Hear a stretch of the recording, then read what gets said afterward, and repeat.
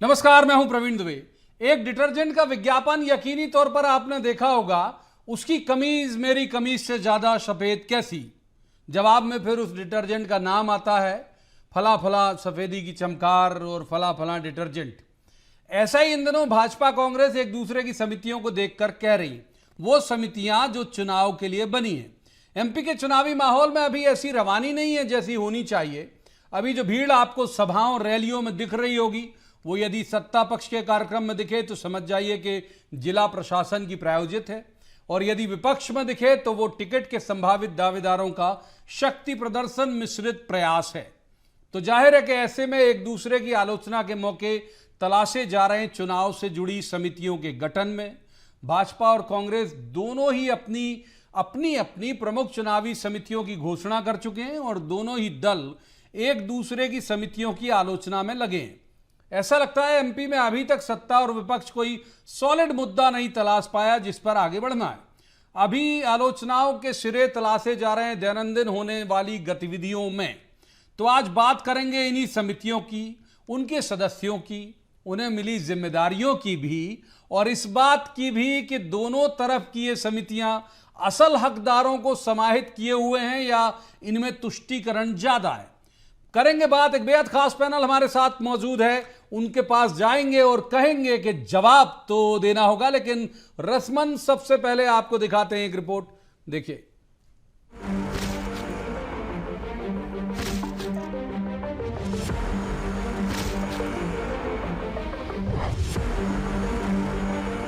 कांग्रेस की चुनाव अभियान से जुड़ी जितनी भी समितियां जारी हुई हैं, उनमें ध्यान रखा गया कि वे नाम जरूर शामिल किए जाएं जिनका तुष्टीकरण करना है। पिछली बार जिस पद पर सिंधिया थे, यानी चुनाव प्रचार अभियान समिति, इसी आधार पर सिंधिया ने अपनी अघोषित दावेदारी सीएम पद के लिए मान ली थी।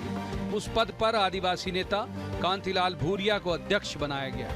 30 लोगों की समिति में एससी, एसटी, ओबीसी, ब्राह्मण सहित असंतुष्टों यानी अरुण यादव, लक्ष्मण सिंह जैसों के लिए भी आरक्षण रखा गया है। भाजपा इसमें एक नाम सांसद नकुल नाथ को लेकर निशाने साध रही है, क्योंकि उनका नाम सूची में कई वरिष्ठ नेताओं से ऊपर है। अब ये मध्य प्रदेश स्वर्णिम मध्य प्रदेश बनेगा, इस परिकल्पना पर भारतीय जनता पार्टी की मैनिफेस्टो की कमेटी ने कई प्रकार के बिंदुओं पर विचार किया है।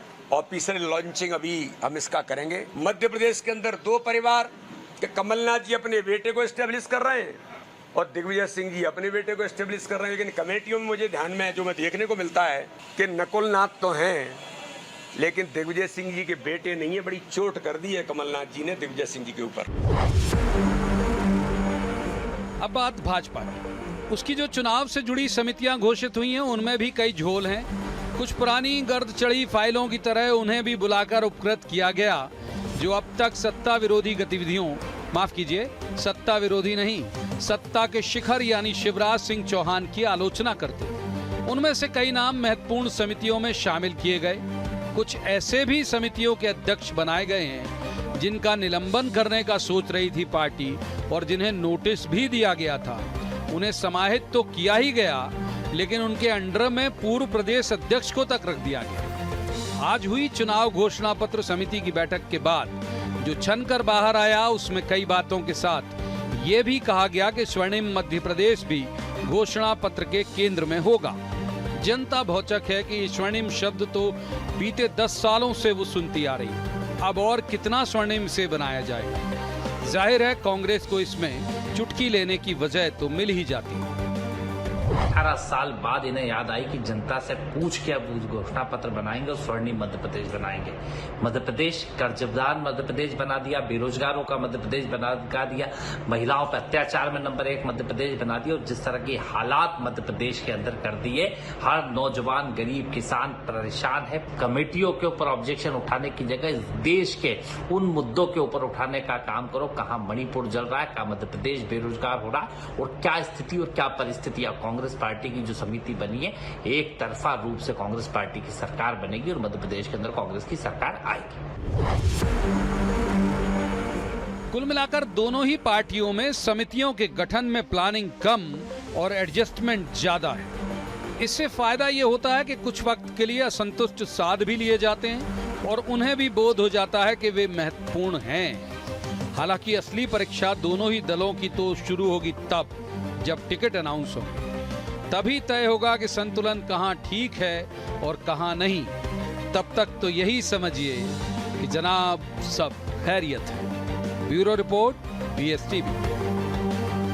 तो सबसे पहले उन खास मेहमानों से आपका तारुफ करा देता हूं जिनके साथ हम इस चर्चा को आगे ले जाएंगे।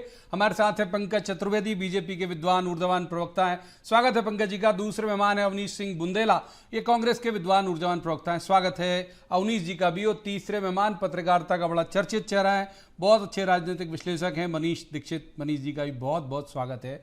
शुरुआत कर लेते हैं पंकज जी से। पंकज जी, पहली टिप्पणी आपके यहाँ जो अभी तक कमेटी बनी है इलेक्शन को लेके, किस तरह की, कितनी क्षमतावान, कितनी ऊर्जावान और कितनी विजनरी आपको लगती है कमेटी? देखिए प्रवीण जी, जिस भारतीय जनता पार्टी के चुनाव अभियान समिति का प्रबंधन नरेंद्र सिंह तोमर जी जैसे वरिष्ठ राजनेता के हाथ में हो, इसके प्रबंधन के लिए केंद्र के हमारे दो सीनियर मंत्री आदरणीय भूपेंद्र यादव जी, आदरणीय अश्विनी वैष्णव जी जैसे लोग हों, तो वहां आपको लगता है प्रवीण जी के एक्सपीरियंस या विजन जैसी कोई चीज का भाव संभव ही नहीं हो सकता। भारतीय जनता पार्टी में तो एक चीज का भाव है कि 2003 से 23 का मध्य प्रदेश, वो मध्य प्रदेश जहां प्रति व्यक्ति आय जो थी 11,000 हुआ करती थी, अब 1,40,000 रुपए है। इस मध्य प्रदेश में पिछले 3 साल में 36% की ग्रोथ है पर कैपिटा इनकम की, 38% की ग्रोथ है निर्यात की।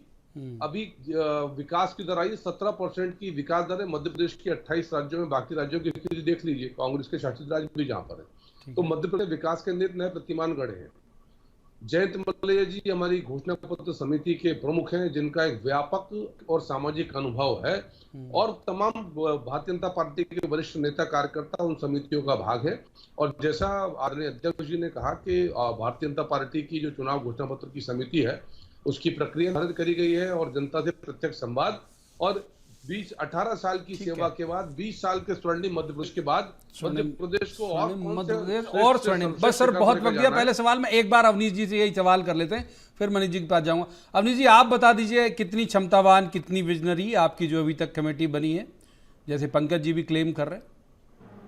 देखिए, हम तो ये मानते हैं प्रवीण जी कि हमारी जो टीम बनाई है, हमारी जो टीम बनी है, हमारी चुनाव अभियान प्रचार समिति, चुनाव प्रचार समिति दोनों, जैसे आप देखें चुनाव अभियान प्रचार समिति के अध्यक्ष कांतिलाल भूरिया जी हैं, जो कि एक बड़े आदिवासी नेता हैं। मैं मानता हूँ मध्य प्रदेश के एक चर्चित चेहरे हैं, कई बार केंद्रीय मंत्री भी रहे, विधायक भी रहे, सांसद भी रहे, और उस समय से सांसद रहे जब मध्य प्रदेश छत्तीसगढ़ एक हुआ करता था। और हम तो मानते हैं हमारे पास जो टीम, उसमें सवर्ण वर्ग का, ओबीसी का, दलित का, सभी वर्गों का समावेश है। तो हमारी टीम सबसे टीम है, ठीक है। असंतुष्टों का भी वो सत्ता में है तो जी ठीक है, आज वो सत्ता में पास मंत्री हैं, लेकिन हम इस बात को प्रवीण जी स्वीकार करते हैं कि हमारे पास मंत्री नहीं है। इसका मतलब ये नहीं है कि आपके लोग जो है वो योग्य नहीं है, लेकिन हम ये स्पष्ट कर दें कि हम अपने लोगों पर ध्यान दे दो। हम चुनाव मूल मुद्दों पर लड़ते हैं, महंगाई, बेरोजगारी, और जो दलित आदिवासियों के साथ निरंतर अत्याचार, बलात्कार, उनके मुंह पर पेशाब किया जा रहा है, ये सारे हमारे मूल मुद्दे हैं। ठीक है सर। इतनी कमजोर कानून व्यवस्था क्यों मध्य प्रदेश में, इतनी कमजोर कानून व्यवस्था क्यों? क्योंकि निरंतर इस तरह के हादसे। ठीक है अवनीश जी, पहले सवाल में आपको ही वक्त दिया, पहले मैं समझना चाह रहा था, फिर आगे तो बहुत सारे इसके सप्लीमेंट्री तो आते जाएंगे लगातार। मैं तो पहले समझना चाह रहा था, आप दोनों से फर्स्ट हैंड अकाउंट लेना चाह रहा था। मनीष जी, ये आपको लगता है दोनों तरफ की कमेटियों में प्लानिंग है या एडजस्टमेंट है ज्यादा? देखिए प्रवीण जी, पहली बात तो ये कि इन दोनों जो समितियां हैं उसमें आप देखेंगे कि कई ऐसे, जैसे आपने अपनी रिपोर्ट में भी दिखाया, कई ऐसे लोगों को एडजस्ट किया गया कि जो बहुत समय से दरकिनार थे, जैसे जैन भाई थे या दीपक विजयवर्गीय हैं। इधर आप कांग्रेस में देखिए तो वहाँ केपी सिंह जो कक्काजू हैं, लक्ष्मण सिंह जी हैं, इस तरह के। तो हर जगह से ये कवायद की गई है कि जो लोग थोड़े बहुत नाराज हैं, जो साइडलाइन हैं, उनको एक इम्पोर्टेंस दिया, थोड़ा ऐसा लगे कि नहीं पार्टी को हमारी ज़रूरत है, हम पार्टी में एक बड़ा कोई अहम रोल प्ले कर रहे हैं। अब दूसरी बात रही इन समितियों की, तो साहब मेरा ऐसा मानना है प्रवीण जी, बहुत इलेक्शन देख लिए हैं कि इन समितियों से चुनाव नहीं जीते जाते। ये समितियों को अगर अपन वनडे क्रिकेट से, अपन क्रिकेट क्योंकि अपने देश में बड़ा पॉपुलर है, तो ये समझ लीजिए कि अब नेट प्रैक्टिस हो रही है। अभी फाइनल मैच में अभी बहुत पता नहीं कौन सा खिलाड़ी आगे हो जाएगा, कौन सा पीछे हो जाएगा, कोई चोटिल हो जाएगा, कोई कुछ हो जाएगा। तो ये नेट ये टीम 11 नहीं है कतई, टीम 11 नहीं है क्रिकेट की भाषा। बिल्कुल टीम 11 नहीं है। और अगर समितियों से ही चुनाव जीते जाते तो आप देखिए, जैसे अभी कांग्रेस की समिति को लेकर बात आज चल रही है कि साहब कांग्रेस ने एक आदिवासी चेहरे को आगे रख के समिति बनाई है और आदिवासियों पे बहुत जिससे एक आदिवासियों के बीच में मैसेज जाए। अब मेरा सवाल केवल या जिज्ञासा मेरी है कि यही चेहरा, यही नाम जब पीसीसी के अध्यक्ष थे तब तो सरकार नहीं बन पाई कांग्रेस की। वैसे ही आप देखिए इलेक्शन कमेटी जब कांग्रेस की बनी थी तो उसमें ज्योतिरादित्य सिंधिया जी 2 बार कैंपेन कमेटी के अध्यक्ष बने, 13 में और 18 में। 13 में सरकार नहीं बनी और जब सरकार बनी तो उनकी सरकार से नहीं बनी। तो इन समितियों का मतलब लब्बो लुआब ये है प्रवीण भाई कि ये ठीक है, पार्टी के लोगों को एडजस्ट करने के लिए एक आपका जो आप मैसेज लेके बाद में जाएंगे जनता के बीच में, उस पर मंथन करने के लिए वहां तक ठीक है। बट इसमें एक दूसरे की उसमें के जैसा आपने बोला कि उनकी सफेद है और हमारी सफेद नहीं है, उनके में दाग है और हमारी में दाग नहीं है, उनके बे छूट गए भाई। इधर भी अब अपन देखें तो उमा जी को नहीं लिया भाई, ठीक उमा जी को क्यों नहीं, यही सवाल में लेके जाने भी वाला था। जरूर एक बार पंकज जी को इन कर लेते हैं। पंकज जी अब मूल मुद्दों पे आ जाते हैं। बहुत सारे ऐसे नाम है, मतलब आप देखिए कि जयंत मलैया जी एक वक्त था कि लगभग निलंबन की तलवार उन पे भी लटक रही थी, उनके बेटे का तो निलंबन भी हो गया था और फिर अभी लिया और इतने ऊंचे ले लिया कि जो पूर्व प्रदेश अध्यक्ष हैं वो उनके अंडर में कर दिए गए और भी सारी चीजें इस तरह से तय किया पार्टी ने। कुछ बड़े नाम छूट गए, उमा जी की भी छूट गई जो मनीष जी जिक्र कर रहे थे, मैं इसी पे आ रहा था। तो ये लोग क्या माने कहीं अलग संगठन में जो बाहर जो नाम छूट गए वो भी अपने अपने मोर्चे पे काम कर रहे होंगे? देखिए प्रवीण जी, बड़ा नाम या छोटा नाम ये सर मीडिया यानी आप में तो परिभाषित करते हैं और ये आपका अधिकार भी है, इस पे हमको आपत्ति भी नहीं होना चाहिए। भारतीय जनता पार्टी में इसकी पद है सबके पास, वो एक कार्यकर्ता। देश के प्रधानमंत्री जी भी करता है, माननीय मुख्यमंत्री जी भी कार्य करता है, प्रदेश अध्यक्ष जी भी कार्य करता है, उमा दीदी भी कार्य करता है, जयंत मलैया जी भी कार्य करता है, मेरे जैसा व्यक्ति भी कार्य करता है। और इन्हीं कार्यकर्ताओं को पार्टी संगठन समय काल परिस्थिति के अनुरूप जैसा आवश्यक समझता और उचित समझता वो कार्य दे देता है। उसके आधार पर फिर ये चीजें की जाती है। हमारा सिर्फ कोई सर हमको कांग्रेस की कमेटी में तो कोई आपत्ति नहीं, क्यों होना चाहिए सर? हमको आपत्ति, कांग्रेस का अधिकार है, जिसको चाहे उसको बनाए, जिसको हटाए। पर सिर्फ एक ही सवाल है सर कि नकुल नाथ जी का प्रवीण जी पॉलिटिकल कंट्रीब्यूशन क्या सर? कोई उनका as a member of parliament कोई कंट्रीब्यूशन सर? सांसद बनने के पहले सिर्फ वो जब कमलनाथ जी अध्यक्ष बने तब प्रकट हुए राजनीति, उसके पहले लोगों को पहचानते भी नहीं थे कि नाम तो था नकुल बकुल। एक धन्ना सेठ है, व्यापार करते हैं, एक राजनीति करते हैं। तो नकुल नाथ जी का पॉलिटिकल कंट्रीब्यूशन इतना इंपॉर्टेंट है सर कि कईयों से ऊपर समिति में सिर्फ इसीलिए एक्स्ट्रा एडवांटेज कि कमलनाथ जी के पुत्र हैं। तो इसलिए मैंने कहा कि हमें कांग्रेस की ना, हमने नहीं कहा समिति खराब है उनकी, हमने तो ये सवाल उठाया कि नकुलनाथ तो जगह पा गए पर कमलनाथ जी ने दिग्विजय सिंह जी के पुत्र जयवर्धन सिंह को बाहर कर दिया। और प्रवीण जी यही मध्य प्रदेश की जवाब कांग्रेस की पूरा डिटेल में सुनी, आपकी बात मैंने डिटेल में सुनी, जवाब ले लेते। हालांकि मैं जितना समझ पाया अपनी पत्रकारी समझ के हिसाब से कि मध्य प्रदेश से 4 सांसद हैं और चारों इनकी कमेटी में हैं, जिनमें दिग्विजय सिंह जी भी हैं, नकुलनाथ भी हैं, विवेक तनखा भी हैं और राजमणि पटेल भी हैं। लेकिन फिर भी आप ये बता दीजिए अवनीश जी कि क्यों नहीं है दिग्विजय सिंह जी के बेटे और नकुलनाथ जी क्यों प्रमोट किए जा रहे हैं जैसा बीजेपी कह रही? जी आपने बिल्कुल वाजिब बात कही। देखिए, और राजनीति में वरिष्ठता भी एक पैमाना होता है। वहां तक लोकसभा सांसद की बात है तो हम स्वीकार करते हैं। हमारा एकमात्र सांसद है मध्य प्रदेश से नकुलनाथ जी। और देखिए, जहां तक उनकी कंट्रीब्यूशन की बात है तो अगर मैं कंट्रीब्यूशन पे आऊंगा तो पंकज जी फिर जवाब नहीं दे पाएंगे। अगर मैं पूछने जाऊं कि रानी का क्या कंट्रीब्यूशन था कि चुनाव हारने के बाद भी आपने उनको एक बार केंद्रीय मंत्री बनाया था शुरुआत में, उसके बाद बात भले वो राज्यसभा बनी, उस समय मंत्री नहीं थी। अगर मैं पूछने जाऊं कि अनुराग ठाकुर का क्या कंट्रीब्यूशन था, उनने कौन सा बल्ला पकड़ा था कि आपने उनको बीसीसीआई का अध्यक्ष बनाया, आप मुझे बताएं जय शाह का क्या कंट्रीब्यूशन है कि आपने उनको कितने शतक मारे कि आपने उनको बीसीसीआई का सचिव। फिर वही मेरी कमीज तेरी कमीज हो जाएगा ना। लेकिन अवनीश जी इसमें तो नहीं प्रवीण जी, ये बात नहीं है राजनीति में। बात ये थी कि पंकज जी का मुझे पहला स्टेटमेंट अच्छा लगा कि ये कांग्रेस का विशेषाधिकार है। बिल्कुल हमारा विशेषाधिकार है। अगर नकुलनाथ जी आप कह रहे क्या जाके पता करें संसद भवन में क्या क्या मुद्दे उठाए, कितने साल पूछे, ठीक है। और ये बात कहना कि ये कहते तो देखिए ये अगर, और इनके अध्यक्ष बीडी शर्मा जी इसको परिवारवाद से जोड़ रहे थे, तो अगर परिवारवाद की बात बोलूं मैं तो क्या कैलाश विजयवर्गीय जी ने, नरोत्तम मिश्रा जी ने या राजनाथ सिंह ने अपने बच्चों को 10-10 रुपए देके घर से निकाल दिया था? तब वो मंत्री बने, तब वो विधायक बने? इस तरह की बातें नहीं करना चाहिए। बात कर योग्यता एक पैमाना होना चाहिए। और क्या योग्यता कैलाश विजयवर्गीय जी के बेटे की? सबने देखा बल्ला चलाया उसने किस तरह से, सबने देखा ना। तो मैं प्रवीण जी यही कहता हूं कि इस तरह की मैं वही कहता हूं कि भाजपा कुतर्क क्यों करती है, हर तर्क का ठीक है, पूछ लेंगे अगले सवाल में। ये सेम बिल्कुल यही शब्द लेके चला जाऊंगा मैं आपका। सब पहले मनीष जी को निकाल लेता हूं। मैं सिर्फ एक बात कहता हूं, हमने कांतिलाल भूरिया जी को, अरुण यादव जी को, अजय सिंह जी को, हमने हर नेता को लिया। आपको क्या तकलीफ है? जयवर्धन सिंह जी को जो जिम्मेदारी दी गई है आपके अरे भाई, इनकी कमेटियों की आप भी आलोचना करते हो, करते दोनों आलोचना हो, तकलीफ आप लोगों को भी हुई है। उमा जी के नहीं आने से हुई है भाई। कई नाम आप लोग भी कल तक बोल रहे थे आपकी पार्टी के नेता। जी मुझे नहीं करना, अगर मैं आलोचना नहीं, आप व्यक्तिगत तौर पर नहीं कर रहे, लेकिन अभी तो आप पार्टी को रिप्रेजेंट कर रहे हैं, पार्टी तो कर रही है ना। पे आऊंगा तो मैं पूछूंगा आभार झा जी कहाँ है? ठीक है, मैं पूछूंगा कि ठीक है मनीष जी को प्लीज, कई सारी चीजें पर्याप्त वक्त दे दिया। मनीष जी को इन कर लेते हैं। मनीष जी अब इसी को और आगे विस्तारित करते हैं। अब ये नाम आ तो गए बेशक दोनों तरफ से, ये नाम जो माने जिससे हमने कहा कि भाई गर चढ़ी हुई फाइल जैसी स्थिति थी, वो सब आ गए, फिर से आ गए और लगे हुए हैं, तेजी से लग जाएंगे। आपको लगता है कि वाकई मान गए ये लोग, उतने ही कमिटमेंट के साथ लगेंगे, या फिर एक हमको तैयार रहना चाहिए एक और बवाल देखने के लिए दोनों दलों में जब टिकट वितरण होगा तब? मनीष जी। प्रवीण भाई कि जब ये टिकट डिस्ट्रीब्यूशन होगा, इसमें बहुत ज़्यादा बवाल की स्थिति होने वाली है दोनों ही दलों में। और जो पार्टी सत्ता में रहती है उसमें ये चीज़ ज़्यादा रहती है, क्योंकि भाई जो सत्ताधारी दल है हमारा, उनके पास इतने बड़े नेता हैं, उनके पास विश्व स्तरीय नेता हैं, और उनके पास 18 साल से वो सरकार चला रहे हैं मध्य प्रदेश की। और एक बहुत बड़ा जो धड़ा था कांग्रेस का, वो भी कट के उस पार्टी में आ गया है। तो ये बवाल वहां भी होगा, इसलिए भी होगा कि जो पुराने दावेदार और नए, हालांकि अब बात कह रहे हैं कि शक्कर, दूध में शक्कर की तरह सब मिल गए हैं, अच्छा है सब मिल जाएं, मगर उन लोगों का क्या होगा जो 20-20 साल से किसी विधानसभा में मेहनत कर रहे थे, और अब वो जो 2 साल पहले या 2.5 साल पहले पैराशूट लैंडिंग वाले आए हैं, वो अब उस जगह पर स्थापित। भाई दीपक जोशी ने पार्टी क्यों छोड़ी? आप देखिए, कैलाश विजयवर्गीय का जो नाम है, मुझे नहीं लगता मध्य प्रदेश में कोई भी उसको बिना रिस्पेक्ट के उस नाम को लेता होगा।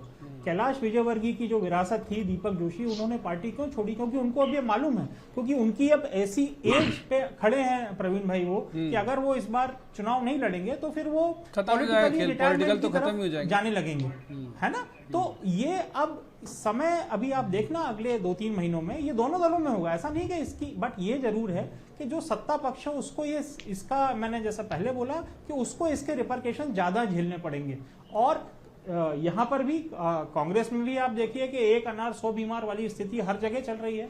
ये अच्छा है जनता के लिए। भाई लक्ष्मण सिंह और अरुण यादव, हमने दोनों 2 बड़े नाम इसमें शामिल किए ना, जो हमेशा बोलते रहे कांग्रेस के मतलब लीडरशिप के खिलाफ, तो दोनों गाहे बगाहे बोलते ही हैं।